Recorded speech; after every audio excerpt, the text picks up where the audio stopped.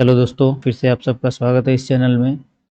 और आज का जो टॉपिक है हमारा, हम लोग एचवीएसी इंटरव्यू क्वेश्चन आंसर के बारे में बात करने वाले हैं। ठीक है, एचवीएसी इंटरव्यू क्वेश्चन आंसर। तो आप जैसे जाते हैं किसी जॉब के लिए, तो एचवीएसी से रिलेटेड, फॉर एग्जांपल आप एचवीएसी साइट इंजीनियर या फिर डिज़ाइन इंजीनियर, आप या फिर टेक्नीशियन के लिए भी जा रहे हैं इंटरव्यू देने, तो आपसे किस टाइप का क्वेश्चन पूछा जाता है, बेसिक जो क्वेश्चन होता है, तो उसके बारे में हम लोग डिस्कस करेंगे। तो ये हमारा पार्ट 1 होगा वीडियो।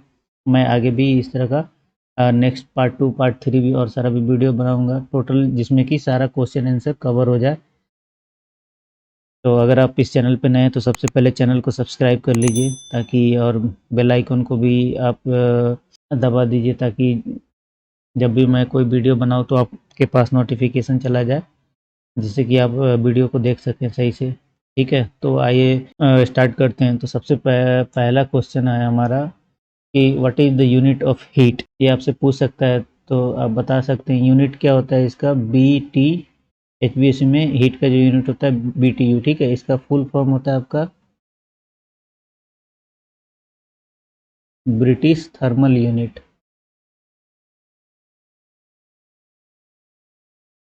British thermal unit. अब इसका डेफिनेशन क्या होता है।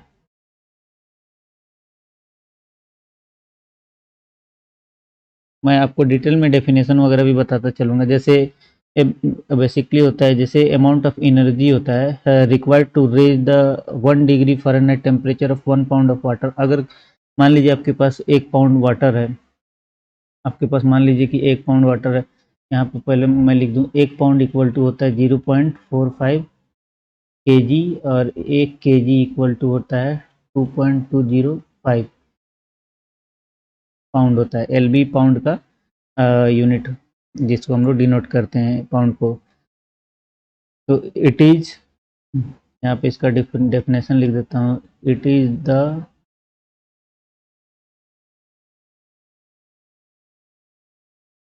Amount of energy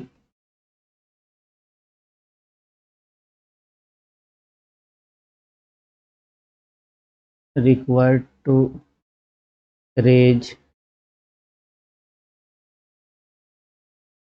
1 degree Fahrenheit temperature of 1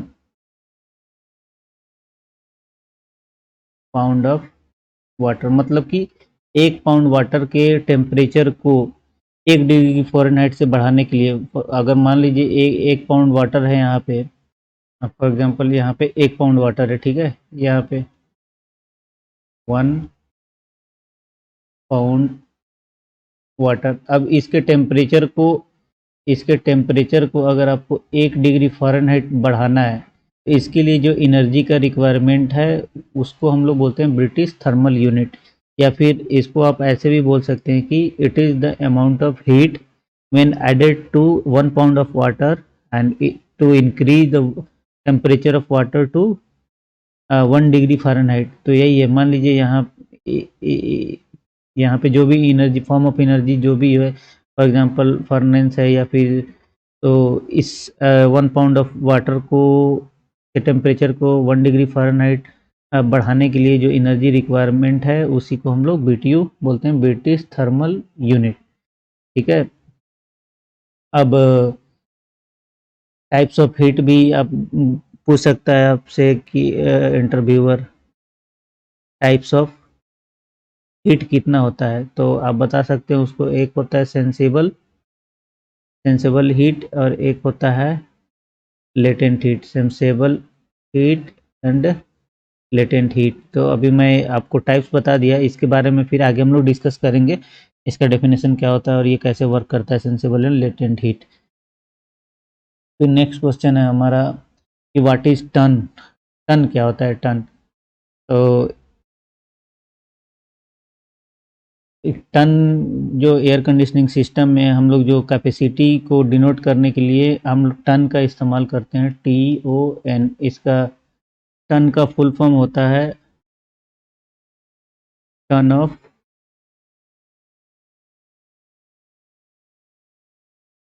refrigeration. इसी को हम लोग जैसे मान लीजिए कि किसी रूम का कैपेसिटी वैल्यू अगर मान लीजिए 4 आता है, 4 एचवीएसी में अगर हीट लोड कैलकुलेशन करते हैं, तो अब इसको डिनोट करना है कि ये क्या है, या 4, जैसे अगर यहाँ केजी लिख देंगे तो ये मास हो जाएगा। वैसे ही अगर इस कूलिंग कैपेसिटी को डिनोट करना है हमें, तो यहाँ पे हम डिनोट करेंगे 4 टीआर। टीआर यहाँ लगा देने का मतलब क्या हुआ कि ये कूलिंग कैपेसिटी है 4 टन। ठीक है, 4 टन का, तो यहाँ पे आप बता सकते हैं कि ये एयर कंडीशनिंग सिस्टम है 4 टन का। तो अब टन का, जो टन ऑफ रेफ्रिजरेशन होता है, इसका डेफिनेशन क्या होता है, तो इट इज़ अमाउंट, यहाँ पे मैं लिख देता हूँ, it is amount of heat required to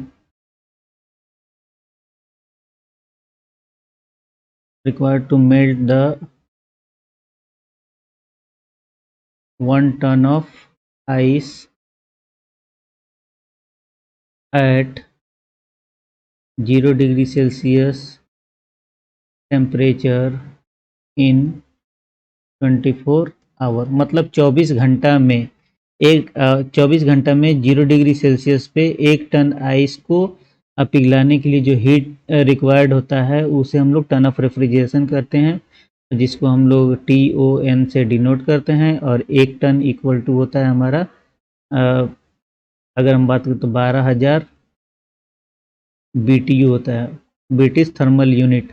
मतलब अगर आपको 1 टन आइस को 0 डिग्री सेल्सियस पे 24 घंटे में अगर उसको मेल्ट कराना है, तो जो रिक्वायरमेंट होगा हीट का, कितना रिक्वायरमेंट होगा, 12,000 BTU। ठीक है, British thermal unit.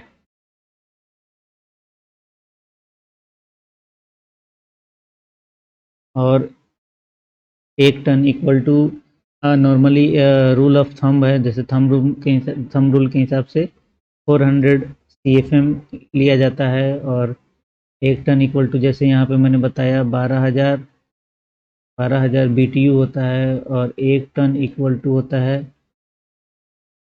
3,000 kilo calorie per hour होता है। फिर आपको 1 टन इक्वल टू 3516 वाट होता है। तो यहाँ पे हम लोग जो भी बात कर रहे हैं वो कूलिंग कैपेसिटी का बात कर रहे हैं, ये इलेक्ट्रिकल लोड नहीं है वाट, ये 3.516 किलोवाट, ये कूलिंग कैपेसिटी होता है। तो ये ऐसे इस तरह का क्वेश्चन पूछ सकता है कि जैसे टन क्या है, हीट क्या होता है, और हीट का टाइप्स कितना होता है। फिर हम लोग आ जाएंगे, जैसे नेक्स्ट क्वेश्चन हो जाएगा हमारा, volume of air is measured in. तो एचवीएसी में जो एयर का क्वांटिटी होता है, एचवीएसी में एयर का क्वांटिटी होता है, उसको मेजर्ड हम कैसे करते हैं, सीएफएम में मेजर करते हैं। सीएफएम का फुल फॉर्म होता है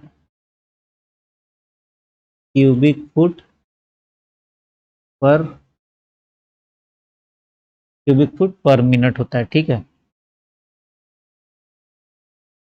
और जैसा कि मैंने बताया कि 1 ton equal to approx 400 CFM thumb rule है। और इसको जैसे आप हीट लोड करते हैं तो ये वैरी करता है एप्लीकेशन, अगर एप्लीकेशन, जैसे फॉर एग्जांपल अगर ऑफिस का है एप्लीकेशन, या फिर कोई रेसिडेंशियल बिल्डिंग है, या फिर आपका कमर्शियल बिल्डिंग है, तो इन सब के लिए ये 1 टन इक्वल टू 400 ये वेरी कर जाता है। किसी कहीं कहीं पे मान लीजिए कि फॉर एग्जांपल आप ये बोल सकते हैं कि 350 CFM पर टन आ जाता है, लोड के अकॉर्डिंग, कि बिल्डिंग कौन सा, किस फेसिंग है, धूप किधर से पड़ रहा है, बिल्डिंग पे कितना पार्टीशन है। तो हीट लोड में हम लोग डिस्कस करेंगे इसके बारे में। और एयर क्वांटिटी जो हम लोग मेजर्ड करते हैं, Q equal to air quantity equal to होता है एरिया इनटू वेलोसिटी। Q क्या हो जाएगा मेरा, जैसे एयर क्वांटिटी हो गया, तो इसमें आ गया एरिया इनटू वेलोसिटी, ये फार्मूला होता है।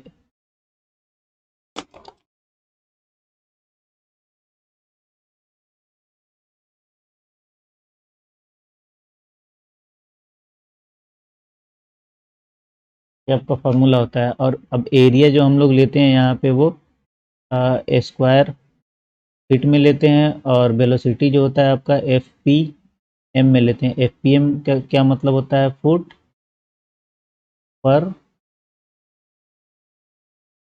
पर मिनट, ठीक है। फिर आगे भी हम लोग डिस्कस करेंगे इसके बारे में। तो ये एयर क्वांटिटी हो गया। इसी का अगर हम लोग यूनिट जो निकालते हैं, जैसे स्क्वायर, अब स्क्वायर फीट है तो स्क्वायर फीट को आप कैसे लिख सकते हैं? Feet square into F P M. Foot per minute को आप कैसे लिख सकते हैं? फुट पर मिनट हो गया। तो अब फुट स्क्वायर मल्टीप्लाई करेंगे फीट से, तो ये क्या हो जाएगा? फीट क्यूब हो जाएगा। फीट क्यूब पर मिनट हो जाएगा। अब तो क्यूबिक फीट हो गया यहाँ पे, तो इसी को हम लिख देते हैं C F M, cubic feet per minute. और फिर अलग अलग यूनिट में, जैसे एसआई यूनिट या फिर मेट्रिक यूनिट या फिर इम्पेरियल यूनिट में अलग अलग देखा जाए, तो फिर एयर का जो वॉल्यूम को मेजर करते हैं उसका यूनिट अलग अलग होता है। फॉर एग्जांपल अगर आप इम्पेरियल यूनिट में, इम्पेरियल यूनिट है तो इसमें हम लोग फुट और इंच में हम लोग कोई भी कैलकुलेशन करते हैं। अगर मान लीजिए आपका मेट्रिक यूनिट है तो उसमें मीटर में हो गया, एमएम में हो गया, ये सब में मेजर करते हैं। फिर आपको एयर का क्वांटिटी का यूनिट फिर अलग अलग हो जाता है।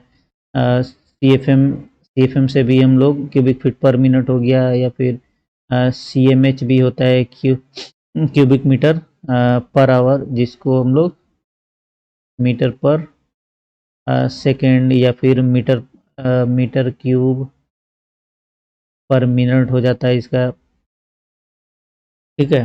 तो अलग अलग यूनिट के लिए आपको लीटर पर सेकंड में भी एयर के वॉल्यूम को हम लोग मेजर करते हैं लीटर पर सेकंड में। और सीएफएम में, जैसा कि मैंने आपको यूनिट कन्वर्जन वाले वीडियो में बताया था, अगर आपको यूनिट कन्वर्जन नहीं आता है तो यूनिट कन्वर्जन आप सीख सकते हैं। मैं उस वीडियो का लिंक डिस्क्रिप्शन में अटैच कर दूंगा, आप देख सकते हैं वीडियो। फिर नेक्स्ट है हमारा, फिर आपसे पूछा जाएगा कि एसरे क्या होता है, एसरे का फुल फॉर्म क्या होता है। तो एसरे का फुल फॉर्म होता है आपका American society, American society of heating, refrigeration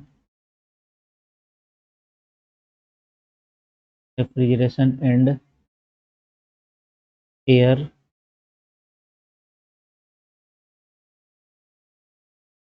conditioning engineers, ENGIN engineers. ये तो हो गया एसरे, जो कि हम लोग वर्ल्ड वाइड यूज करते हैं। लेकिन अपने इंडिया में जो स्टैंडर्ड एसरे को भी फॉलो किया जाता है, और अपना इंडियन स्टैंडर्ड भी है जिसको हम लोग बोलते हैं इसरे। तो इसका जो फुल फॉर्म होता है Indian society of heating, refrigerating and air conditioning engineers. तो इसको भी मैं लिख देता हूँ यहाँ पे।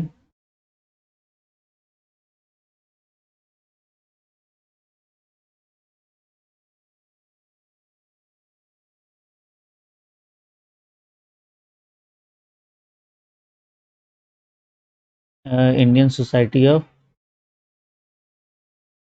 हीटिंग, रेफ्रिजरेशन एंड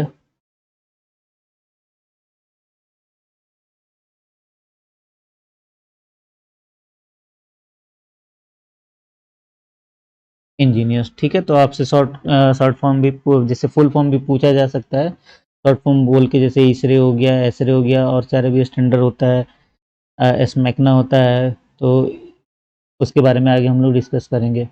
फिर अपना नेक्स्ट क्वेश्चन है, जैसे what is the room temperature that you maintain in any room, ठीक है। तो बेसिकली एज पर एसरे जो हम लोग मेंटेन रखते हैं किसी भी रूम का टेम्परेचर हो 24 डिग्री सेल्सियस, और इसको आप लोग बोल सकते हैं 76 डिग्री फ़ारेनहाइट।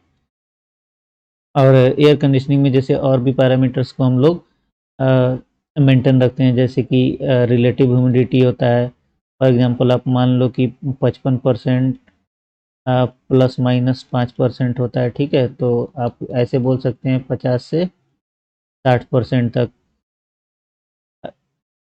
ये टेम्परेचर हो गया आपका, जो कि आप मेंटेन रखेंगे। टेम्परेचर हो गया, रिलेटिव ह्यूमिडिटी हो गया, फिर आपका ये नॉइज़ भी होता है डेसिबल में, जिसको हम लोग मेजर करते हैं। तो इन सारे पैरामीटर्स को हम लोग मेंटेन रखते हैं किसी भी रूम में, जब हम लोग एयर कंडीशनिंग करते हैं तब। फिर नेक्स्ट क्वेश्चन हो गया, व्हाट इज सीएफएम। तो सीएफएम के बारे में हम लोग जैसे ऑलरेडी डिस्कस कर चुके हैं। इसका फुल फॉर्म होता है cubic foot cubic foot per minute होता है। फिर मैंने आपको करके डिटेल में बताया था कि क्यू इक्वल टू होता है, जैसे एयर क्वांटिटी इक्वल टू होता है एरिया इंटू वेलोसिटी, जिसको एरिया हम लोग लेते हैं स्क्वायर फीट में और वेलोसिटी को लेते हैं एफपीएम में। एफपीएम का फुल फॉर्म होता है आपका foot per minute.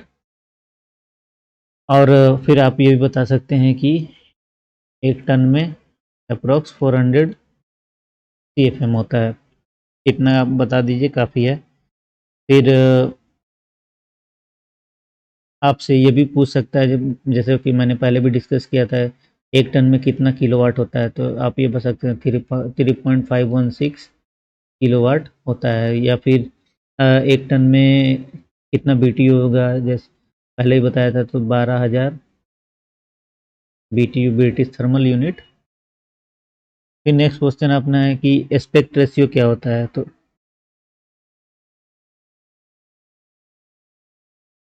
Aspect ratio आप कब इस्तेमाल करते हैं, जब भी आप डक डिज़ाइन करते हैं। जब भी आप डक डिज़ाइन करते हैं, तो डक डिज़ाइन में आपका डक का जो पैरामीटर होता है, जैसे फॉर एग्जांपल ये डक्ट एक हो गया, ठीक है।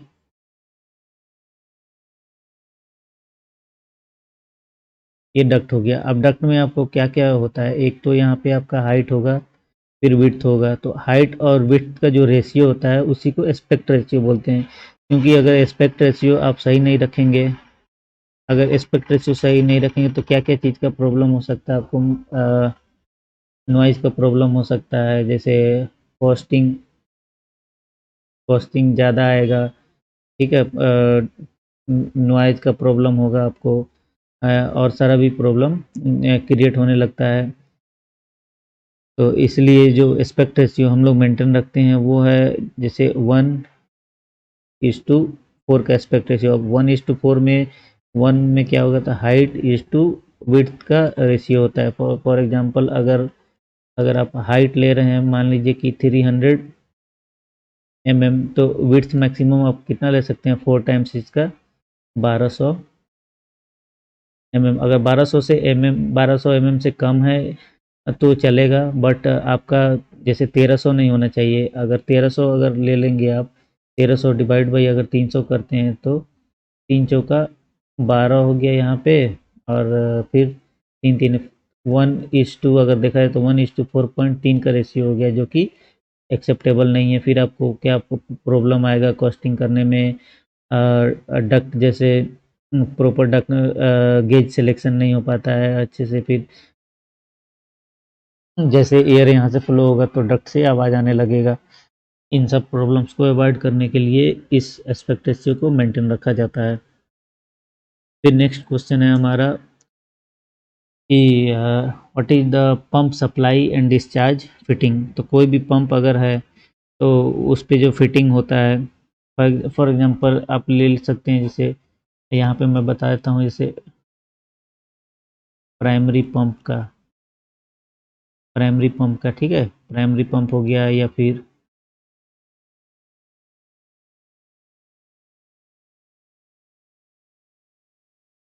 Secondary pump. तो चिल्ड वाटर पंप जो होता है, चिलर में बेसिकली हम लोग इसका इस्तेमाल करते हैं। तो प्राइमरी पंप के डिस्चार्ज साइड पे आपको क्या क्या मिलेगा। प्राइमरी पंप का जो भी सप्लाई है, जैसे मान लीजिए कि ये पंप हो गया,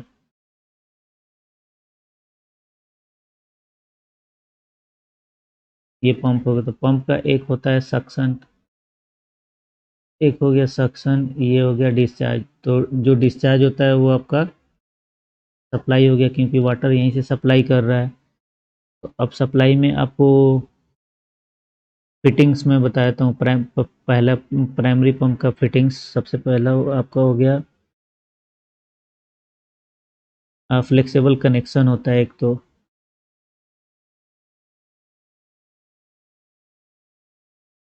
फ्लेक्सिबल कनेक्शन हो गया। फिर नेक्स्ट आपका आ जाता है, अब प्रेशर गेज लगा होता है।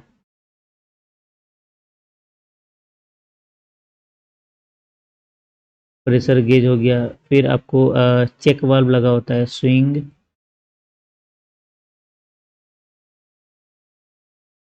चेक वाल्व होता है, ठीक है। उसके बाद आप फिर आपको बैलेंसिंग वाल्व भी लगा होता है, बैलेंसिंग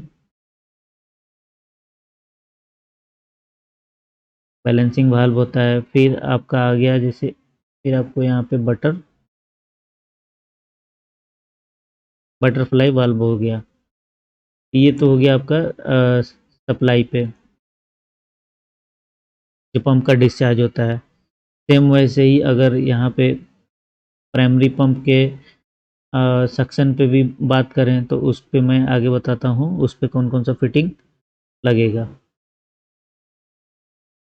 फिर सेकेंडरी पंप का आपका अलग कनेक्शन होता है, उसमें मोटराइज कंट्रोलर भी हम लोग लगाते हैं बैलेंसिंग वाल्व के साथ साथ, और वहाँ पे एक बाईपास लाइन भी होता है, तो उसको मैं आगे बताता हूँ। फिर नेक्स्ट आ गया पंप का रिटर्न और सक्शन फिटिंग क्या होगा, ठीक है। तो पंप के सक्शन में सबसे पहले तो मैंने बताया था जैसे, तो उसमें फिटिंग में आपका एक फ्लेक्सिबल कनेक्शन होता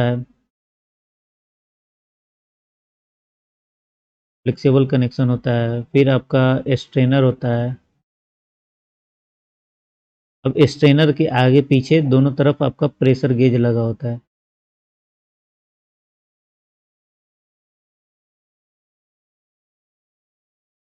प्रेशर गेज लगा होता है, ठीक है, स्ट्रेनर पे। फिर आपका बटरफ्लाई वाल्व होता है।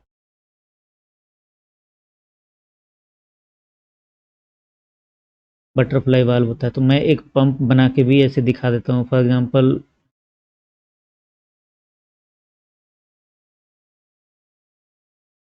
मान लीजिए कि ये पंप हो गया, ठीक है। ये पंप का डिस्चार्ज साइड हो गया, ये सक्शन साइड हो गया। तो यहाँ से अगर लाइन स्टार्ट होता है ऐसे, तो सबसे पहले यहाँ पे एक बटरफ्लाई वाल्व होता है। बटरफ्लाई वाल्व के बाद अगर आप जाएंगे तो यहाँ पे प्रेशर गेज लगा होगा, ठीक है। प्रेशर गेज के बाद ऐसे वहाँ पे फिर एक स्ट्रेनर लगा होता है। फिर स्ट्रेनर के आगे पीछे प्रेशर गेज होता है। प्रेशर गेज के बाद यहाँ पे एक फ्लेक्सिबल फ्लेक्सिबल कनेक्शन होता है। तो यहाँ पे ये स्ट्रेनर हो गया आपका, फिर प्रेशर गेज हो गया, प्रेशर गेज हो गया, ये स्ट्रेनर हो गया, ये आपका बटरफ्लाई वाल्व हो गया, बटरफ्लाई वाल्व हो गया। फिर डिस्चार्ज साइड में भी अगर आप जाएंगे तो यहाँ पे आपका फ्लेक्सिबल कनेक्शन हो जाता है। फ्लेक्सिबल कनेक्शन के बाद फिर यहाँ पे एक प्रेशर गेज लगेगा, जो कि पंप के सक्शन और डिस्चार्ज के प्रेशर को आप मेजर करके बताएगा। फिर यहाँ पे आपको एक चेक वाल्व लगा होता है, स्विंग चेक वाल्व लगा होता है। स्विंग चेक वाल्व के बाद यहाँ पे एक बैलेंसिंग वाल्व होता है, फिर बैलेंसिंग वाल्व के बाद यहाँ पे एक बटरफ्लाई वाल्व होता है, ठीक है। फ्लेक्सिबल कनेक्शन हो गया, प्रेशर गेज हो गया, आपका चेक वाल्व हो गया, यहाँ पे बैलेंसिंग वाल्व हो गया, फिर आपका यहाँ पे बटरफ्लाई वाल्व हो जाएगा, हो जाएगा। और फिर इसमें एक डिफरेंशियल प्रेशर स्विच भी लगाते हैं, जो कि यहाँ से ऐसे कनेक्ट होता है, या ये differential pressure differential pressure switch, या फिर इसको बोलते हैं हम लोग डिफरेंशियल प्रेशर ट्रांसमीटर, जो कि दोनों तरफ के प्रेशर डिफरेंस को बताता है। कि डिस्चार्ज प्रॉपर जितना, मान लीजिए कि यहाँ पे अगर 1000 जीपीएम शक कर रहा है, तो 1000 जीपीएम फ्लो कर हो रहा है या नहीं हो रहा है, तो उसके अकॉर्डिंग आपको एक सिग्नल यहाँ से डीपीएस जो होता है, डीपीटी होता है, सिग्नल किसको देता है, आपको बीएमएस को सिग्नल दे देता है। और वहाँ से आपको पता चल जाएगा कि हाँ भाई ये पंप में गड़बड़ है, प्रॉपर वाटर का फ्लो नहीं हो रहा है, तो आप उसको चेक कर सकते हैं।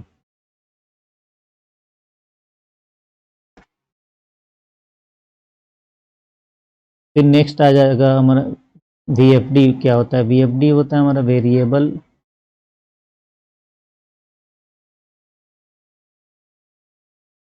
वेरिएबल फ्रीक्वेंसी ड्राइव होता है, या फिर इसको हम लोग बोलते हैं वीएसडी भी बोलते हैं, वीएसडी। अब इसका फुल फॉर्म होता है जैसे वेरिएबल स्पीड ड्राइव, वीएसडी या फिर वीएफडी। अब वीएफडी का काम क्या होता है? जैसे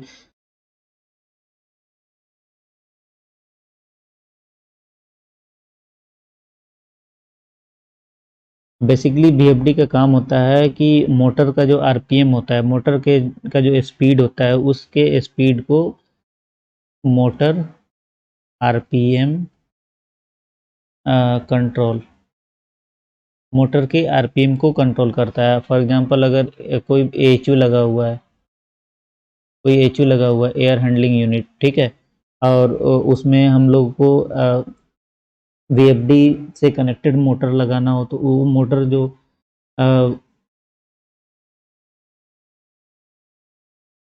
इंटीग्रेटेड होता है वीएफडी सिस्टम से, जैसे कि अगर रिक्वायरमेंट आपका किसी पॉइंट पे एयर का रिक्वायरमेंट ज़्यादा है या फिर कम है, तो उसको सेंस करके वीएफडी क्या करता है कि मोटर को सिग्नल देता है और उसके आरपीएम को कंट्रोल करता है। अब फॉर एग्जांपल मैं यहाँ पे बताता हूँ, मान लीजिए कि एक एएचयू है, ठीक है, एएचयू, इस एएचयू से हम लोग सप्लाई दे रहे हैं, यहाँ से सप्लाई एयर है, फिर यहाँ पे भी सप्लाई एयर है, फिर सप्लाई एयर ये भी है, और ये डक्ट ऐसे चला जाता है, फिर यहाँ से भी हम सप्लाई दे रहे हैं। तो जब सप्लाई एयर हम लोग वीएफडी से इंटीग्रेटेड जब मोटर लगाते हैं हम, तो यहाँ पे हम लोग एक और सिस्टम का यूज करते हैं जिसको हम लोग बोलते हैं वीएबी, वेरिएबल एयर वॉल्यूम। तो हर जगह एक वीएबी बॉक्स लग जाता है। वीएबी बॉक्स लगने से क्या फ़ायदा है कि हम लोग इंडिविजुअल टेम्परेचर कंट्रोल कर सकते हैं। मान लीजिए कि यहाँ पे एक केबिन है, यहाँ पे एक केबिन है, ठीक है, यहाँ पे एक केबिन है, ये वर्क स्टेशन नहीं है, हम केबिन में सप्लाई दे रहे हैं, तो हर एक केबिन के लिए एक एक वीएबी लगा देंगे, और रिमोट कंट्रोलर से आप वीएबी के को बंद कर सकते हैं और ओपन कर सकते हैं एज पर रिक्वायरमेंट। अगर मान लीजिए वीएबी या फिर वीएफडी से कंबाइंड अगर आप मोटर एचयू अगर नहीं लगाते हैं, तो क्या होगा कि जैसे एचयू चलेगा वो सब रूम में एयर जाता है और आप इसको कंट्रोल नहीं कर सकते, या फिर मैनुअली आपको डैम्पर क्लोज करना होता है। तो वीएबी का काम क्या है कि वेरिएबल एयर वॉल्यूम, इसका काम होता है कि रूम में जितना एयर का रिक्वायरमेंट है किसी पॉइंट पे, मान लीजिए कि यहाँ पे किसी पॉइंट पे लोड एकदम, किसी पॉइंट पे लोड डाउन है, अब लोड डाउन है तो क्या वीएफडी बॉक्स क्या करता है कि एयर के क्वांटिटी को कम कर देता है। अब जब यहाँ एयर का रिक्वायरमेंट कम हो जाएगा तो ये एक सिग्नल देता है वीएफडी को यहाँ से एक सिग्नल जाएगा, इसको जाएगा वीएफडी सिस्टम को सिग्नल जाता है, और फिर वीएफडी मोटर के स्पीड को, मोटर का जो स्पीड है यहाँ पे, मोटर स्पीड डाउन हो जाता है। मान लीजिए कि ये एएचयू अगर 5000 सीएफएम का था, अब हम लोग यहाँ पे सबसे कितना कितना सीएफएम, मान लीजिए 1250 सीएफएम सप्लाई कर रहे थे, चारों कॉलर से 1250 सीएफएम सप्लाई हो रहा था। तो यहाँ पे अगर रिक्वायरमेंट हमको कम हो गया, यहाँ पे आदमी नहीं है, कोई भी हीट जनरेट नहीं हो रहा है, तो ये 1250 वीएबी क्या करेगा, इसको क्लोज कर देगा, इसको क्लोज कर देगा, तो ये फिर मोटर आपका एचयू का लोड कम हो जाता है, मोटर का स्पीड कम हो जाता है। तो ये वीएफडी लगाने का फ़ायदा यही है कि आपका पावर कंजम्पशन कम हो जाता है, ठीक है। तो 5000 में से 1250 सीएफएम कम हो जाएगा, तो इसका लोड कम हो जाएगा। मान लीजिए कि आपका 3750 सीएफएम पे चल रहा है, तो 3 केबिन में ही रिक्वायरमेंट है। फॉर एग्जांपल किसी पॉइंट पे अगर इस रूम से भी बंदा चला जाता है मीटिंग वगैरह में, तो ये भी क्लोज हो गया, ये दोनों क्लोज हो गया, तो फिर ये एचयू आपका 2500 सीएफएम पे चलेगा 50% लोड पे, तो पावर कंजप्शन कम हो जाएगा। तो वीएफडी का यही फ़ायदा है। फिर हम लोग नेक्स्ट वीडियो में भी वीएफडी के बारे में, और भी वीएफडी हो गया या फिर वीएबी हो गया, इसके बारे में डिटेल में बात करेंगे। तो आई होप ये वीडियो आपको अच्छा लगेगा, क्योंकि क्वेश्चन आंसर के बारे में हम लोग काफ़ी डिस्कस कर लिए। और नेक्स्ट वीडियो में फिर मिलते हैं, इसका मैं नेक्स्ट पार्ट बनाऊंगा। अगर आपको कोई कन्फ्यूज़न हो तो आप बता सकते हैं, या फिर किसी टॉपिक पे आपको कन्फ्यूज़न हो या फिर समझ में नहीं आता हो तो वो आप कमेंट करके बताइए, मैं उस पे वीडियो बनाऊंगा। ठीक है, सो इस वीडियो में इतना ही, मिलते हैं नेक्स्ट वीडियो में। Thank you so much.